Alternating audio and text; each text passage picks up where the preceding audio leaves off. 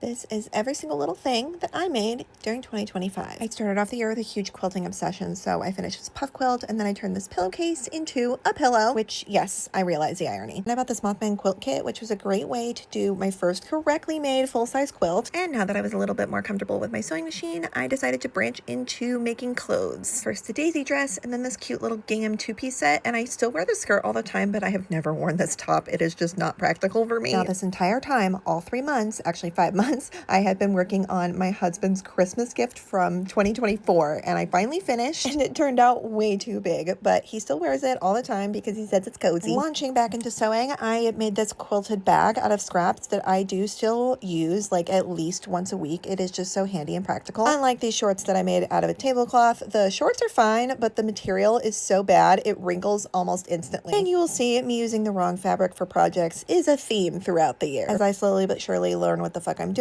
But I made this gingham dress and I do really like it. I do not, however, like this dress that I made next. I've never worn it because the fabric is see-through and I didn't sew in a lining. Then I made this shirt called the Odette top, and it is the garment that I am most proud of making all year. I wear it all the time, especially for work. It's just so cute, and the pin text turned out bomb. Meanwhile, I was knitting the wave sweater, which I finished right in time for summer, so I didn't get much use out of it until the winter, but now I'm wearing it all the time. I then made another pair of shorts out of a sheet. I do really like these, and I got a lot of use and wear out of them over the summer. And then I made this little pocket pouch. It turned out to be too small for what I wanted it for, but I still use it all the time because it is just so cute. I made the hollyhock romper, but I didn't realize my printer actually printed it too large, so it doesn't fit right, which is kind of a bummer because it's super adorable. And then I did these pinstripe pants, which fit really well, but again are a little see-through. So I only wear them when I'm not leaving the house, which to be fair is a lot. In July, I finally redid my half-finished door mural into this cute little gingham setup. Almost immediately had to punch a hole in the door, long story, and replaced it with this little stained glass possum. Made another dress. Once again, it was see-through, so I don't really wear it.